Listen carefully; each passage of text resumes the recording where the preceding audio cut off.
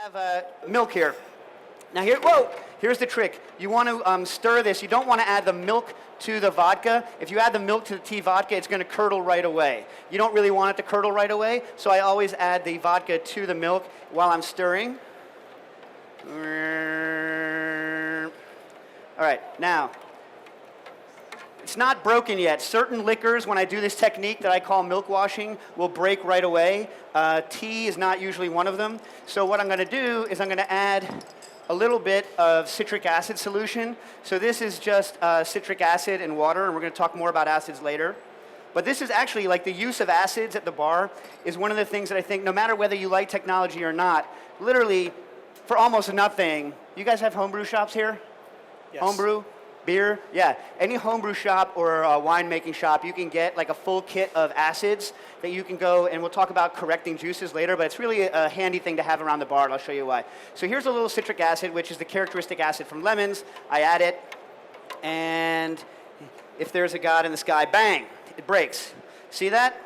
See how it curdles all of a sudden? So now I've broken this. So it's horrible, right? It's broken. No. What's happening is the casein is clouding it up and aggregating, and what's aggregating along with that protein is all the astringent, not all the astringency, but a good bit of the astringency in the tea.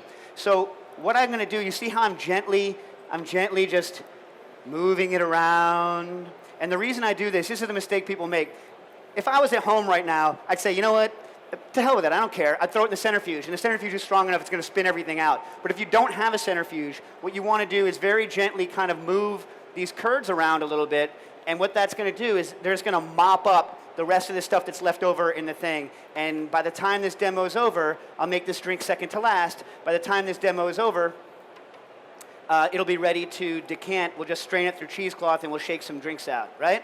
Now, you can't know this yet because you don't have this drink in your hands yet, but I have to kind of do everything in reverse order. That's how it works. But what we discovered when we started doing this technique, now, for those of you that are drink historians, you know that this technique has been used for centuries to make something called like a milk punch, right? Where you will add a liquor, usually not quite this strong, to a milk base, some form of acid. It breaks, you let it sit overnight, and you strain it through a cheesecloth. Classic. However, those drinks are not made to be shaken, because when milk punches were big, it was not shake and drink time, because ice wasn't so big in the drink kind of culture at that time. Turns out that when you do this technique, whey proteins, can you understand what I mean? Whey proteins. Whey proteins are left in here, which means that when you shake it, you get a nice foamy head on it, as though you have like some sort of a foaming agent in it. You know why? Because you have a foaming agent in it. And so we discovered that when you were shaking, we got these amazing textures. But the problem is that we didn't know how to achieve these kind of textures that the milk brings when we're doing what we at the bar call an away game. So this is an away game, which means that I can't bring my centrifuges or anything with me. I can't bring a lot of stuff. So I a lot of times try to develop techniques that we can use for away games. So I'm going to show you what we do at away games. This is milk simple syrup. So I've noticed that a lot of bartenders here, you guys buy sugar water in a bottle, right? Right? How many of you buy your sugar water in a bottle? And how many of you make simple syrup? All right, God bless you. Why? And also, that sugar water in a bottle, so it's, anyway, good. So if you make simple syrup, what percentage of you, hold up your hands if you make simple syrup. What percentage of you are 2-to-1? What percentage of you are 50-50? Okay, interesting. Here's what I don't like at a bar. I hate it when you have two kinds of freaking syrup at your bar. I hate it because it means that your bartenders, unless they are freaking geniuses of like time and space, like being able to on the fly go back and forth between rich simple syrup and 1-to-1 simple syrup is virtually impossible. So what I like to do in order to give the bartenders some ability to come up with stuff on the fly and to work like a normal human being is I take everything, with the exception of maple syrup, which is too expensive, I take everything down to 50. So I get my honey and I water it down to 50, which means like it's about, for every kilo of honey you want to add, I got to go look it up, but I think it's like 630 or 640 mils of water. I take everything and take it down to 50. And by doing that, anyone can pick up any sweetener in the bar and know that they can go 1-for-1 with it. Right? Also, I think 2-to-1 is a pain to pour. I think 2-to-1 doesn't come out of your jiggers as nicely. I think the only advantage, some people, those of you who are 2 to 1, is it because you don't want as much water in your old fashions? That's the only drink it really damages. Anyone willing to tell me why they like the rich? You don't want to? All right. Later. Come up to me later and yell at me about why you like the rich. So this is 1 to 1 simple syrup made with milk. So I put milk. What percentage of you that make your own heat it? What percentage make it in the blender? You should make it, or what percentage of you just shake it in a freaking quart container? You guys don't have quart containers. I always make mine in a blender because it's a pain in the butt at our bar to heat things. I find it throws off your measurements. Because this is a cold technique, just blending it is the easiest thing. We also, it's more expensive for us to buy the hyperfine sugar, so we get the regular granulated sugar and we blend it in with the blender. So I just took equal weights of sugar and milk here, and you notice that it's a little bit, it has a texture of kind of a normal simple syrup, but what I'm going to do is I'm going to add a little bit more of this citric acid solution to this, and I want you to watch what happens. It goes yogurty. That's a technical term. Watch. All right, can you see how it's thickening up all of a sudden? See that? See how it all of a sudden got more, now it looks more like a rich, simple, or even up to like a Dem syrup, how see how it got like much thicker? And so the reason I do this, the reason I add that little bit of acid, is if you don't do that, when you add it to your drink, oh, I forgot to tell you why this is interesting. I was trying to do this in a syrup form because the laws in the United States are really stupid, and I can't get liquor into my bar, futz with it at the bar, and then take it to an event like this. I get in trouble with our liquor laws. So I was trying to figure out a way to get this effect by just shipping the syrup around. So I made some simple syrup with milk, and then I figured I'd add citric acid to break it. Only I learned that, and this is how everything at Booker and Dax happens, or everything in my life happens. You try stuff, and then you're like, what? You know what I mean? Why didn't it break?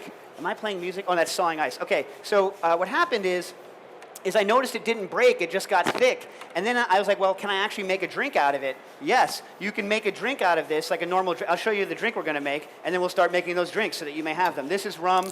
I always use this whenever I go abroad because I can't get it where I live yet because even though we're like semi-normalized with Cuba, like we haven't gotten this normalized with Cuba yet. So, you know, whatever. I still, whenever I go somewhere, this is what I use. Okay, so, let me pass this around. Remember, this drink has 2 tricks that I use at the bar for away games and even for home games. I'm going to pass these around in 2 sections. There's citric and malic acids. So you can just take a pinch of these guys. Don't take a lot; they're dry. It's hard to actually taste when they're like this, but citric acid, like I told you, is the characteristic acid that's in lemons, and malic is the characteristic acid that's in green apples, right? And so one of the main things that I use this for at the bar is to what we call correct juices, right? So now, one of the main problems we have with oranges at the bar, or had with oranges at the bar, is we go through a lot of orange twists for things like old fashions and whatnot, right?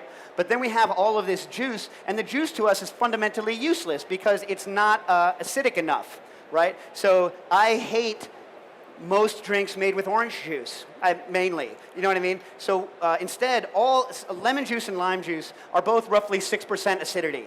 And your tongue doesn't really taste pH, by the way, so you don't need to use a pH meter at your bar. Roughly, it senses how much acidity is present in a drink.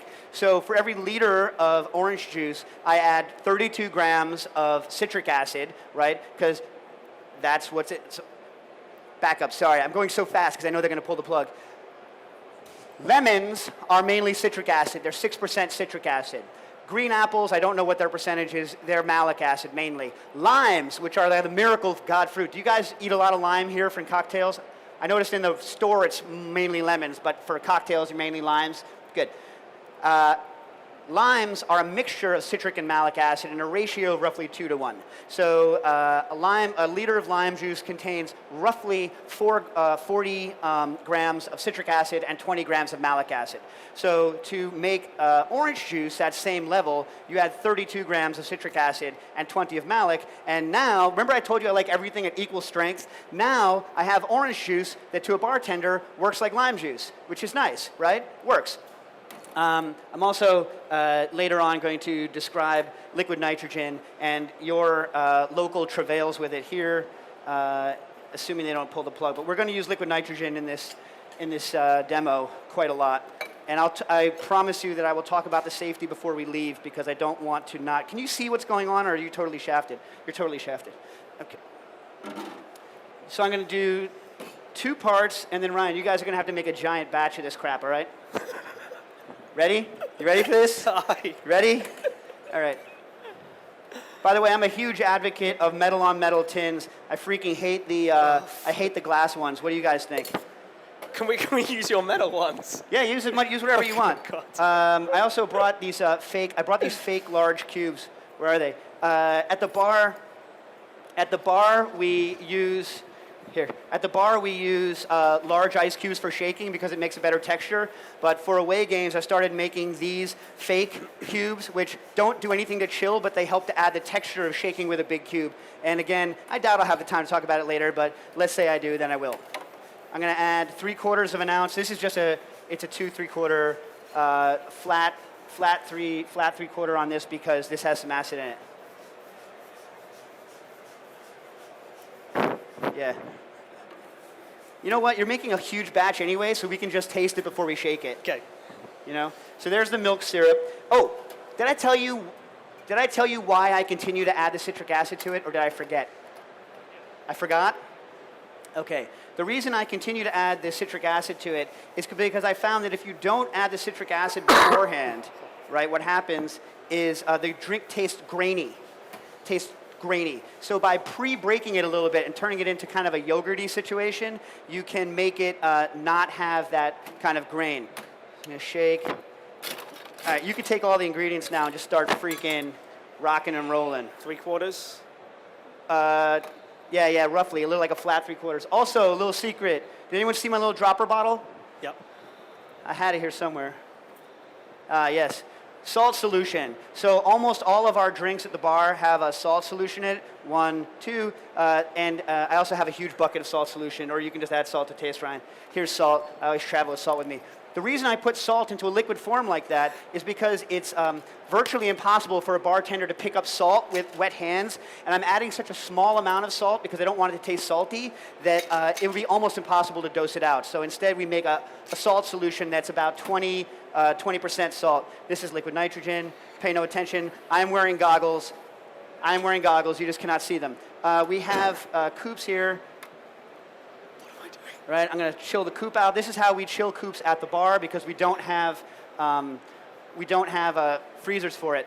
Now, I don't have time now, but when I do the full liquid nitrogen demo, as I'm doing the Thai basil daiquiri, which is the last drink we're going to do, I'm going to rant and rave about how people either treat liquid nitrogen completely as though it's going to kill everybody, or they're entirely on the other side, and they are so lax with it, they actually do almost kill someone.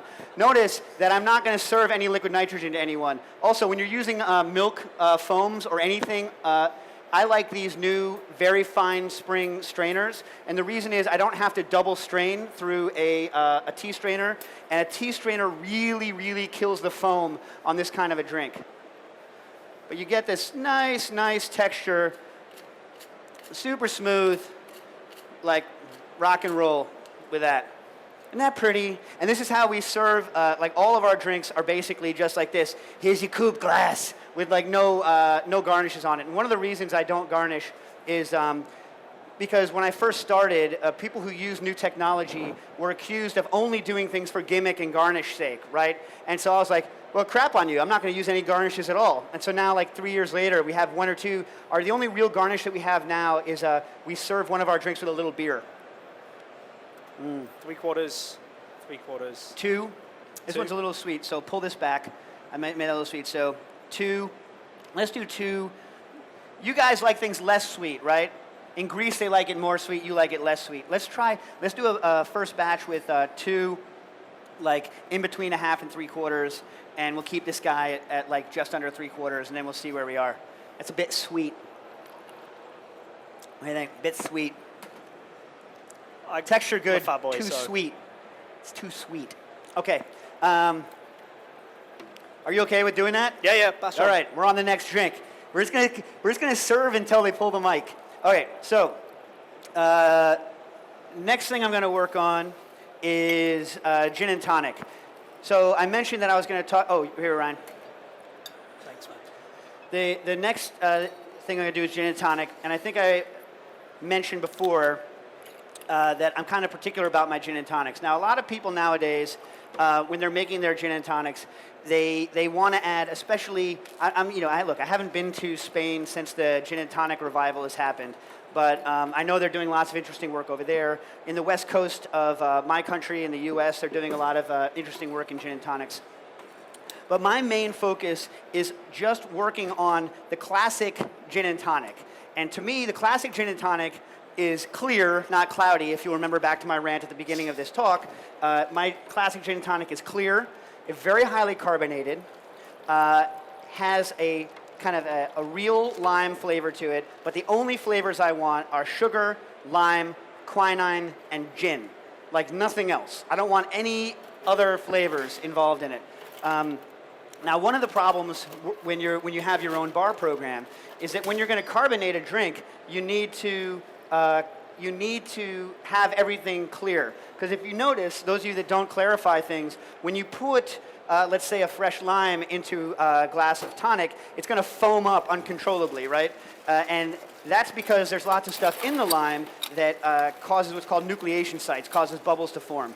So I clarify everything that I'm going to carbonate.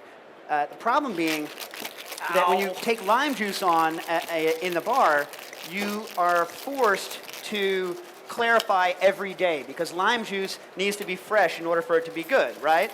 And so at our bar, we literally clarify. We literally clarify lime juice every day.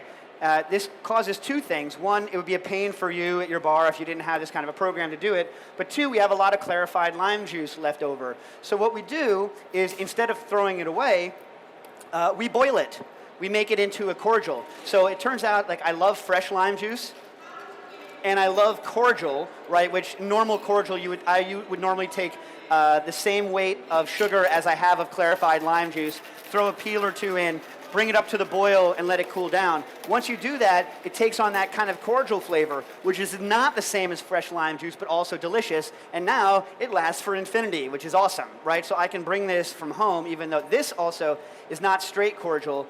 This is mixed with quinine, simple syrup. So I buy, how many of you make your own tonics? Come on. All right.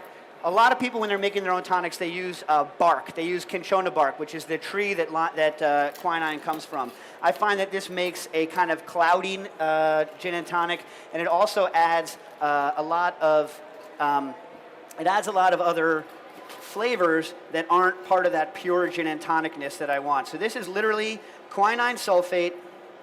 Get in there. Quinine sulfate, lime cordial, and that's it. I'm just measuring out the right amount. When you're making carbonated drinks, by the way, I'm just looking up the recipe here. I need 464 times 2. Someone do 464 times 2 on a calculator and let me know what it is. What? 928, nice. That stuff was delicious, by the way. 928, so I got in 250. Nice. Do you have more cups? I've got a coconut in another bag. So while I'm doing this, I don't have a tank here of carbon dioxide, so I'm going to carbonate in an ISI. So I'm going to make these guys run around like idiots carbonating while I'm doing the demo. So like Ryan invited me to this event, and I'm making him. He's never going to invite me ever again to do anything because I'm like, hey Ryan, you're working this too with me. So is Chris. And in fact, not only are you working, but you're going to be running around like a dog. That's 500. What I need, nine what? 928. Sorry about this, but to measure, you have to measure. Dave, are you working with US quinine levels, or do you just go with what you know is tasty and safe? That's a good point. Okay, I need 928 minus 750 while I answer this question. You're gonna you give me the number. All right, so the levels that you're allowed in the U.S. by law are 83 parts per million of quinine, but it's I do considerably less because it's just so freaking bitter. So I find that most of the time the quinine levels are self-limiting. You wouldn't want something that's as bitter as would be the legal thing. Quinine is dangerous. If you were to take a quinine pill, you could get something, the name is ridiculous, it's called chinkatism, but you could get this and it's a real problem. Luckily in actual quinine beverages, it would be completely non-pleasant to do it. But when we have quinine at the bar, only a few people handle it. It's locked away. I want to make sure that nobody futzes around with it. I double strain anything I make with quinine. I would recommend, there's two kinds of quinine you can get for beverage work. One is quinine sulfate, and the other one is quinine hydrochloride. I recommend getting the quinine sulfate because it's very much less soluble than the quinine hydrochloride is. So there's almost no chance of giving someone too much quinine if you're using quinine sulfate. Okay, what's the number? 178.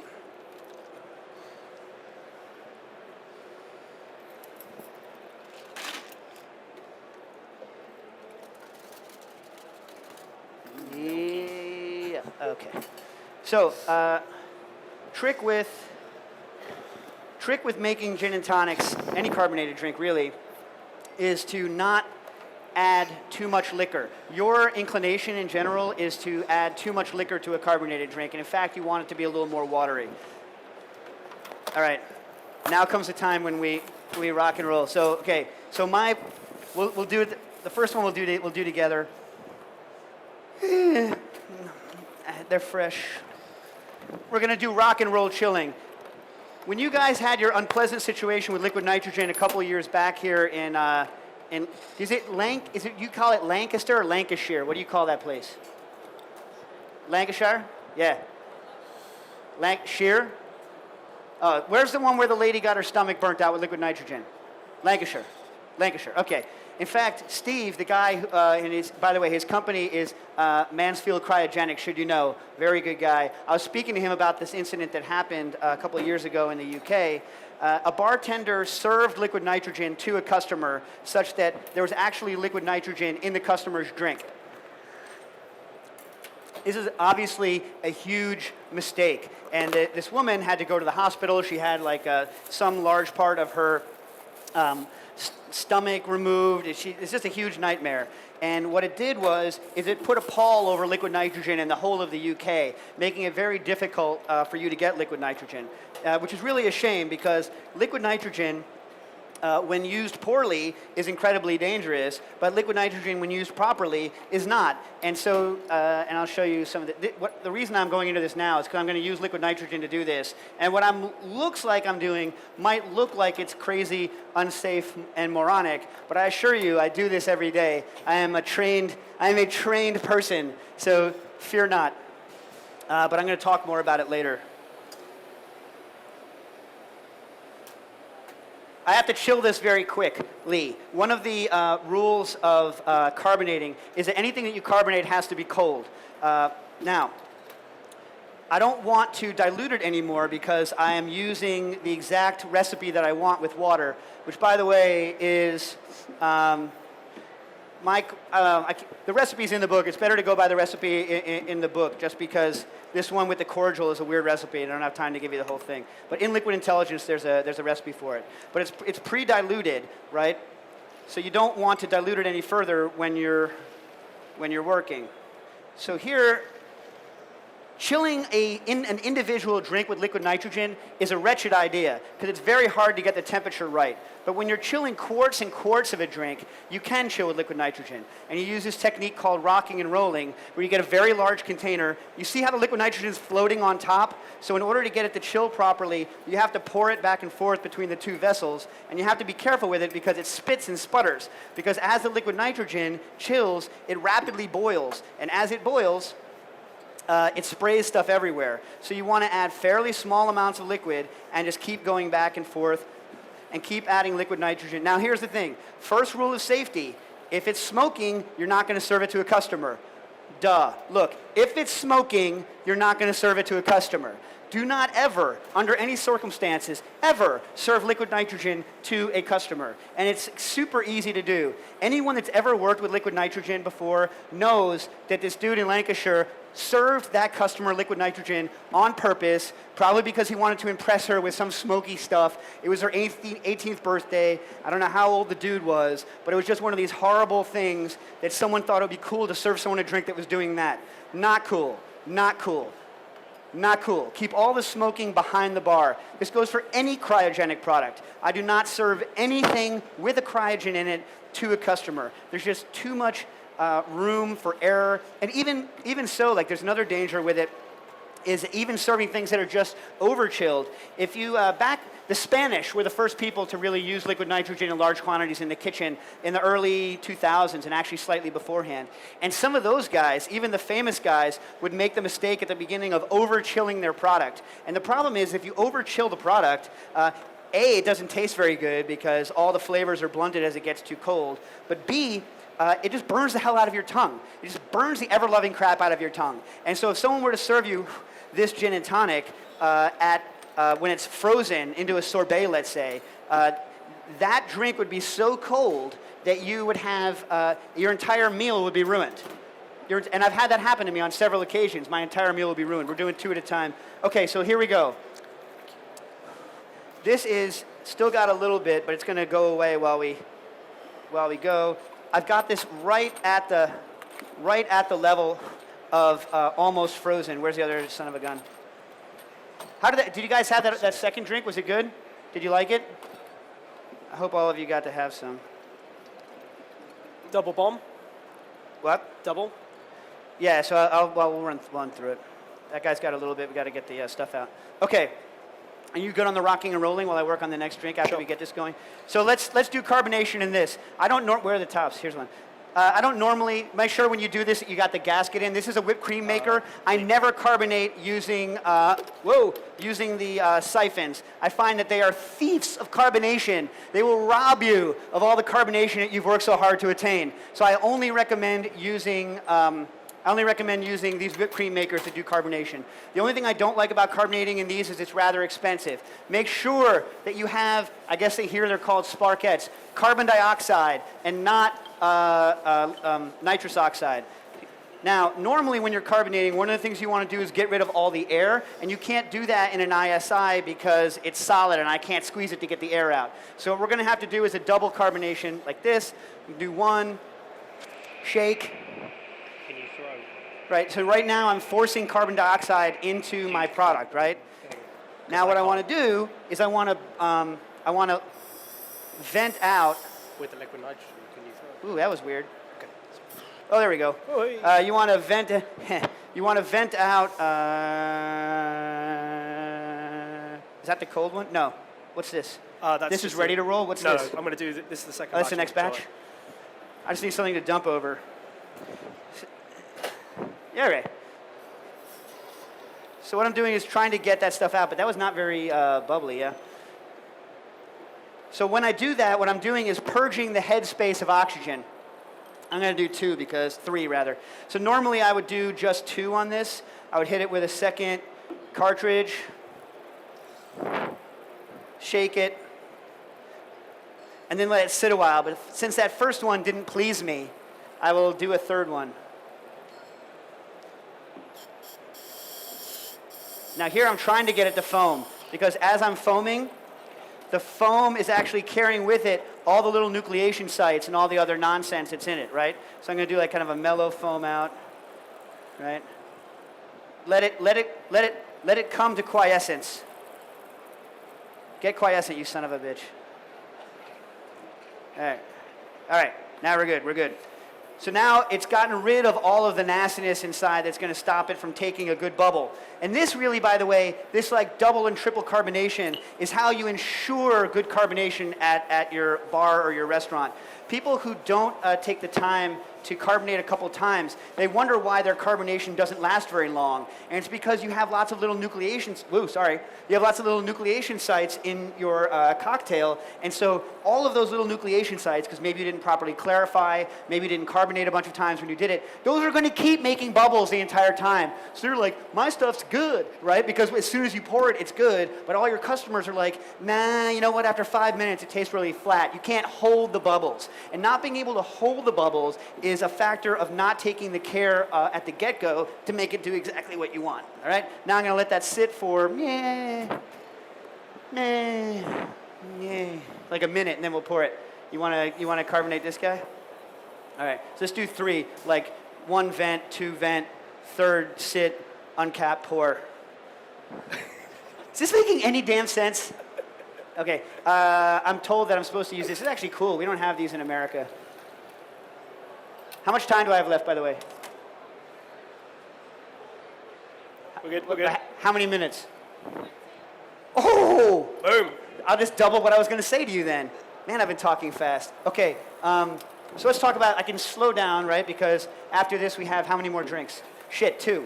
We have 2, so I can't slow down. All right, let me strain out the tea then while I'm working. Where did I put the tea, Ryan? Do you see it?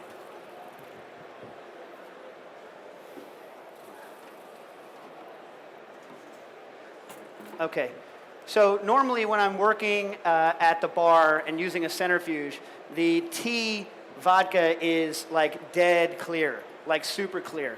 I'm gonna give it one last mop up. When you do it this way, you can get it clear if you let it sit overnight.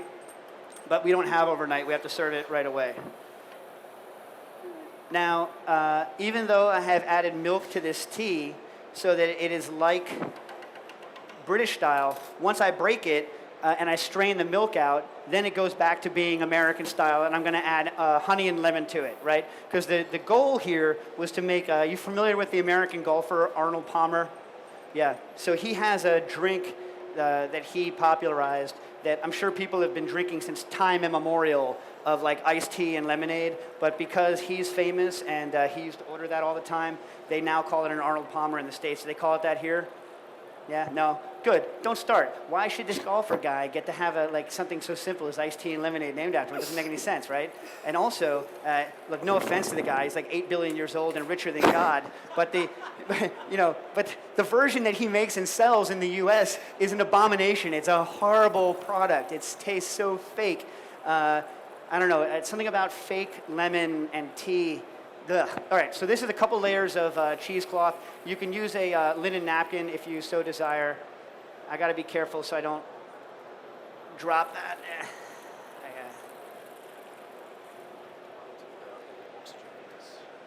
Yeah, vento.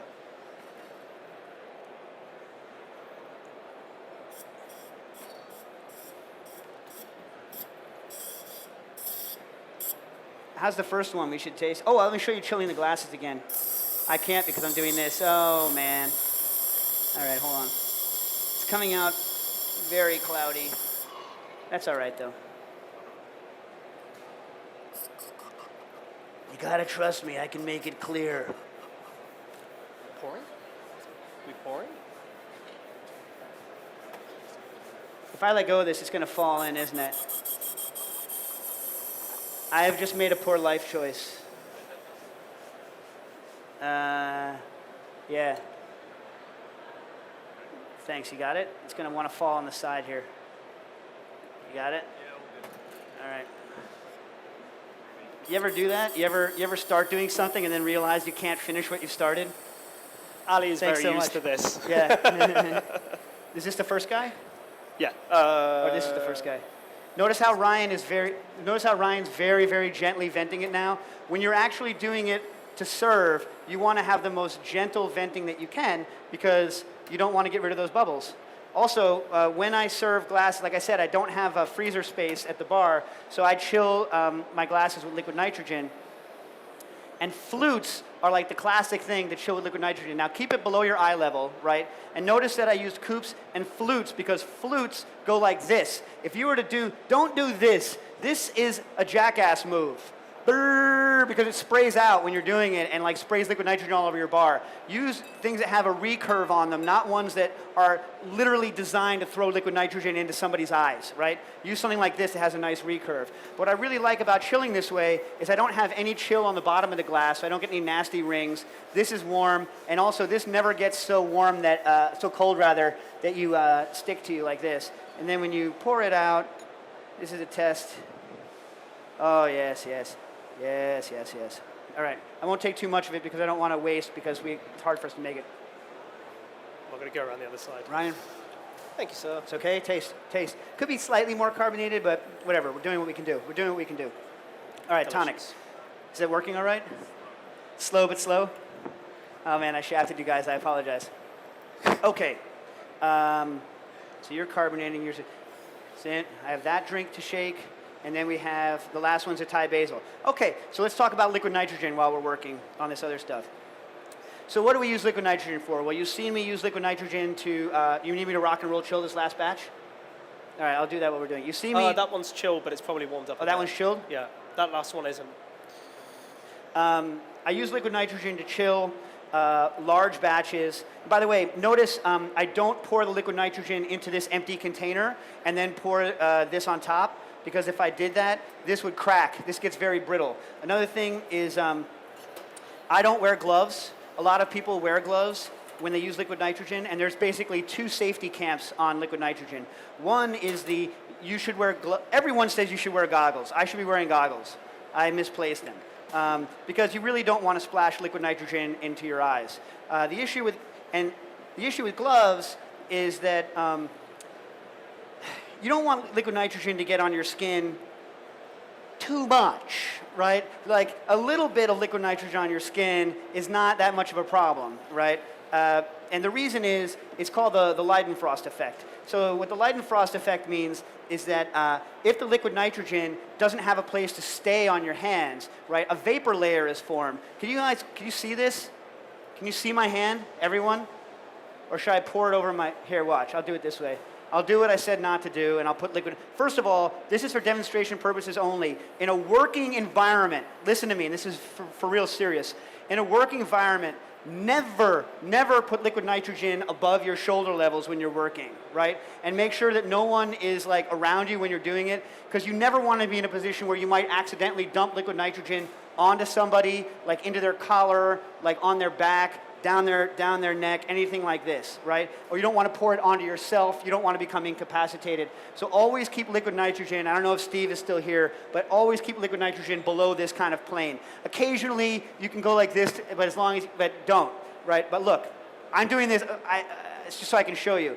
There's my hand, and there's the liquid nitrogen, right? And what happens, even if you were to throw it on a carpet, I'm going to do it, well, I shouldn't do it. I'll do it. It's not going to hurt you guys. So you see how you see the little balls, how they fly off of it? And it's so cold that it forms an instant layer of nitrogen vapor that causes it to be almost frictionless and roll off. And that's the Leidenfrost effect. And in fact, don't do this at the bar, because if you do this at the bar, you're going to make people think that all of a sudden they can do anything with it, and they can't. But you can put your hand into the liquid nitrogen because it forms a vapor layer. But that little bit of liquid nitrogen that spilled and didn't have a place to go on my hand when it went in, that burned me. I'm used to it, to getting burned, so it doesn't bother me as much. But you can see that as long as you're kind of careful, you can do this. You can dump it on the floor. If you dump, and it's awesome, if you dump a lot of it on the floor, you can freeze the carpet and crack it. I've done that. If you were to chill glasses like this, you never want to chill a glass like this because you see how thick it is here? See how thick this is, and then it's thin? There's a stress there. So if you were to chill this, this would contract. This would not because it's bigger, and so it would crack in a circle all the way around here, and the bottom would just fall off of the glass, which is just bad. Anyway, so part of the things that people worry about with liquid nitrogen, they are too worried about. Like, it's not going to freeze your it's not going to instantly freeze your face off when you look at it or when you touch it. That's not the danger. Although, cryo burns are a danger. And it's another reason why you never want to carry liquid nitrogen down a stairwell if there's someone below you, because you'd be, oh, right? And you could throw it right on top of them and they could be very badly damaged. Is this mine? This is mine. The real danger of liquid nitrogen, two dangers of liquid nitrogen, are asphyxiation and, what's the other one? And explosion, right? Well, no, the first danger is that you could be a freaking knucklehead and serve it to a customer, but you already know that you're never supposed to serve something smoking to a customer. What this guy did is he mixed Jägermeister with liquid nitrogen, and he served it to a customer while it was smoking. She drank it. After she drank it, not only did it cause cold burns to the inside of her body, but liquid nitrogen expands by huge amounts. I forget what the number is, but it just expands by like orders of magnitude. And so it just blew up inside of her body, and it was just huge problems. And so the main things are the cold and the expansion when it came to damaging her. But your main worries are asphyxiation. So what comes off of here, nitrogen, is the same stuff that we breathe in the atmosphere every day. So the nitrogen itself is not going to hurt you because you're breathing it all the time. The problem is that if you don't have oxygen, you die, right? The other problem is, and I apologize for those of you that have heard my safety spiel before, it's like super important, so you can hear it 1,000 times and it's not a problem. The problem is that when you're getting asphyxiated by nitrogen, you don't know it, because your body does not sense the fact that it doesn't have oxygen. Your body just senses the fact that there's too much carbon dioxide present. So what can happen is you can sit there, inhale pure nitrogen, and you get all goofy because you don't have oxygen in your brain, but you aren't panicked. You just pass out and die. And in fact, it only takes like 2 or 3 good breaths of pure nitrogen to kill you, because not only does it not supply oxygen, but it literally rips the oxygen out of your blood system and deprives you of oxygen very quickly. So asphyxiation is a big deal, which is why you're never allowed to ride in an automobile, in a closed automobile with liquid nitrogen. You should never, ever ride in an elevator with liquid nitrogen, large quantities of liquid nitrogen. I had that rule once. I made the rule up because I was told to make the rule up. I thought it was stupid. One of my guys was carrying 180 liters of liquid nitrogen, knocked the doer over, and didn't want me to see he had knocked the doer over, right? So he picked the freaking doer up, right? Him and his buddy picked it up. And by the time I made it around to the elevator where they were going to put what we do with elevators is we put the liquid nitrogen into the elevator, and then we stripe all the floors so it opens on every floor, and we post someone at every floor to ensure that no one gets on the elevator with the liquid nitrogen. Anyway, they lift the tank up, right? And lo and behold, as soon as they lifted the tank up, it exploded and shot because it got too cold, it got brittle, and it blew a hole through the ceiling, right, and filled the entire hallway instantly with an unsafe amount of nitrogen. So luckily, if you're going to use this, you need to have rules in place for when this kind of stuff happens. We opened the windows, shut the 2 doors to it, closed it off, and made sure everyone got out until it was well ventilated. So you need to, everything's okay with liquid nitrogen until it's not okay. That's what I'm trying to say. And so what you have to do is you have to follow rules all the time. So, I have an old blog that I haven't updated in years, but there's lots of safety stuff on there. Any supplier here has safety stuff. But I think the route to coming back to using liquid nitrogen here in the UK in bars is going to be paved on places that have a good safety plan in place, right? The other danger is explosion. Steve from the cryogenics company said that I could do this, but I didn't want to freak out the providers. It becomes like a little bomb. So the other rule we have in the bar is you may not use liquid nitrogen in a container that is sealed or may become sealed. So this is a very fancy little dewar. 10? Good. A very fancy little dewar that lets us hold liquid nitrogen. Never hold a container like this when you're filling with liquid nitrogen, because this will instantly get cold and you can really lose.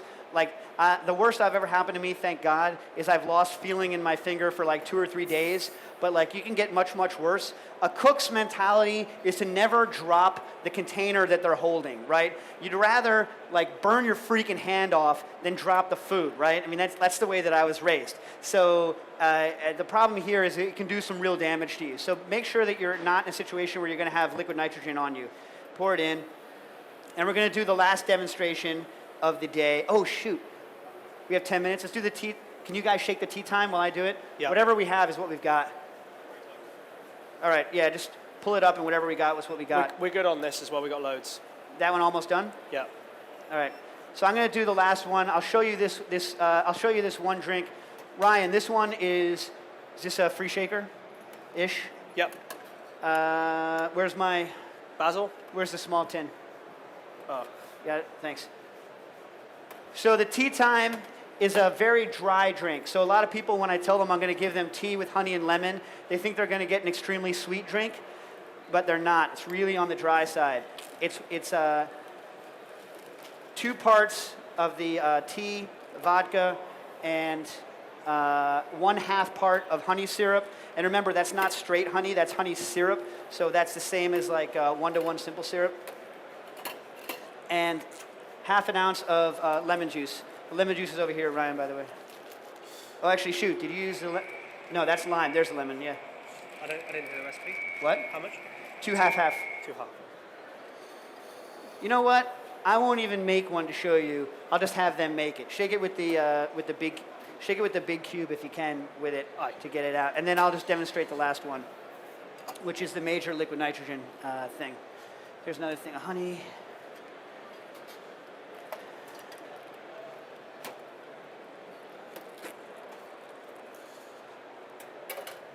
That's lemon, right? Yeah. Oh, what a jerk I am.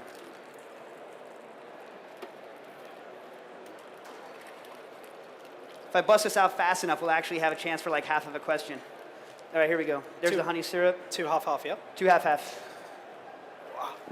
All right. So we actually have trouble selling that drink at our bar because it is, people don't come to our bar to have vodka drinks anyway, and they think it's going to be sweet, and it's completely dry, especially with the tea, and only 1/2 ounce of the honey syrup at 1-to-1, like half of regular simple. It's very, very dry drink. Okay, last drink. Can you all see if I work here or no? Okay, we're going to do a liquid nitrogen trick. I'm going to need more, like, just rip the yeah, oh, you got more? Genius. Yep. Let's crush this. Okay, so this is a technique that we do with liquid nitrogen that you can only really do with liquid nitrogen called nitro muddling. So I cake I'm going to need 1 set of tins. Good? So this is Thai basil. Thai basil is one of my favorite herbs for drinks because it's got that anise note, which I enjoy. I think it's harder to source here than it is in the U.S. Do you guys use a lot of Thai basil? Ryan, you guys use a lot of Thai basil here? He's busy. You get it. Yeah. Well, I mean, obviously they got it. And what you're going to do is pour a little bit of liquid nitrogen in. Directly into the tin. Now you want to be very careful when you're doing this. You don't want to grab the bottom of the tin. That's a no-no. You hear it? Can you hear it? Hear how it gets all crunchy, right? So I'm trying to freeze the basil that's in there. You don't want too much extra liquid nitrogen in there because if you have too much extra liquid nitrogen, it's going to over-chill your drink and your dilutions are going to be off. You hear that? That drives women have better high frequency hearing than men, and younger people have better high frequency. So I have people like especially the young women who work at the bar. I'm always doing this to them to try and shaft them. I like to be a little mean. Another good one is throwing a piece of dry ice into a 6-pan or into a hotel pan, and it goes, whee! And all the young people run. I can barely hear it. Crap on them. I can't see behind the bar anymore either, so at night I have to carry flashlights with me or I can't see what's going on. I can't tell gin and juice from a gin and tonic anymore when it's dark. It's just, the nightmares of getting old, huh? Okay. So we've nitro muddled it, and you can see it's all powdered, right? It turns to a powder. The good thing about freezing it like this is when you freeze an herb, it doesn't turn black when you freeze it at this level. Because, we see my jigger? Oh, yeah, here it is.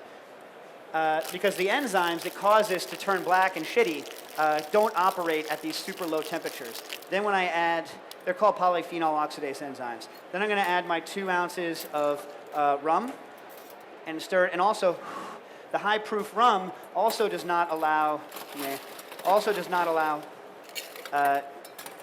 the enzymes to work. So what we're going to get here is a very, very fast infusion of very, very fresh tasting. You see where I put? Oh, here it is. a very fast, very fresh tasting infusion of Thai basil. So this, I'm going to do standard kind of, is this okay? Yeah. I'm going to do standard daiquiri spec on this, which, you know, whatever. Your daiquiri spec may vary. The older I get, the kind of less and less sugar that I want in my daiquiris, so I shade them down a little bit. Like classically, our bar is a 2 3/4, 3/4, but I tend to go a little shorter on everything. And definitely when I'm working with gin, where did I just put all that simple syrup? Oh, definitely when I'm working with gin, I'm much more of a 2 half-half guy. Oh, Ryan, too late. I forgot to tell you to put salt in that because I'm a jerk. Okay, so that's that. I put the lime juice there. No, I'm the idiot that didn't tell you. We put 2 drops, but just imagine how much nicer it would be if it had those 2 drops of salt in it. It'd be so much better. Oh, sorry. Okay. And do we shake? Now, when you're doing this drink, you're definitely going to need a tea strainer. Did you? Oh. Anyone see my tea strainer? No? Tea strainer? Is it there? It's out here somewhere. If not, I'll just use the big chinois.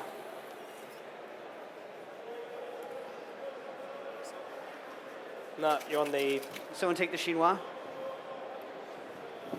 Holy smokes, we need the chinois. yeah, it's full of T-shirt. You see it? Yeah. All right. Oh man, this is not going to be bar friendly what I'm about to do. Oh, I found the tea strainer. Oh yes, it's going to work, but we're still going to need that guy for the finished drink. Use a not fine here because the main problem with this drink technique is it's messy as all hell, little herbs. So at the bar, what we do is we have one set of tins that's for the Nitro muddle drinks so that we don't have to worry about them getting all messy. And there you have it. See how we get a super green, super fast, super fresh. Now, in the next 5 minutes, I'm going to see if I can make enough to serve all of you. Ready? Don't do this. What I'm about to do, don't do this.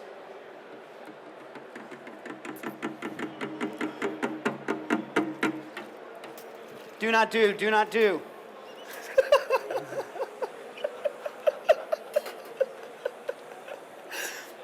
Do not, never.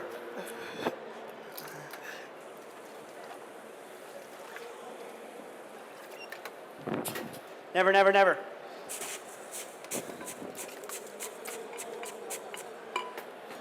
By the way, if you don't have liquid nitrogen, you can do this trick in a straight blender as long as you make enough of it. The problem is it's never quite as fresh tasting as it is when you use liquid nitrogen. All right, that stuff's all crunchy. Never, never freaking do this. Do not.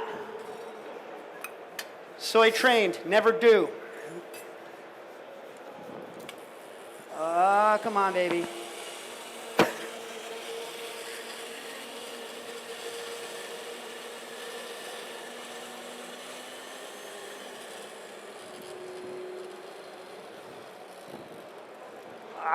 Turn off.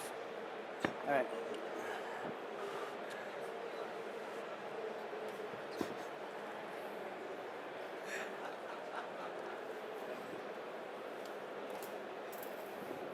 Now, before you get to doing your final little blend, make sure she stops smoking. Otherwise, it's a goddamn nightmare.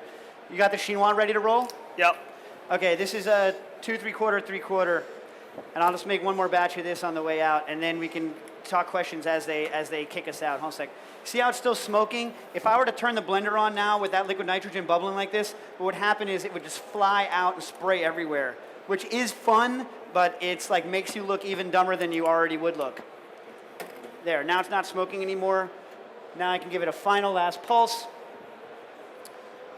Okay. Do you have something? Can I buy that towel? Yeah. Sure, that one? Oh, yeah, it'll be all right. Did I kill it? Did I kill it? Is it dead?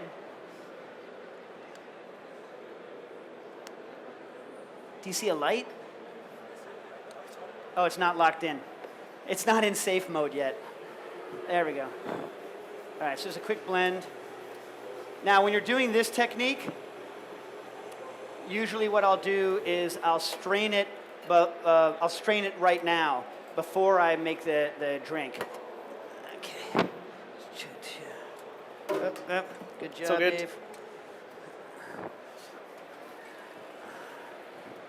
All right.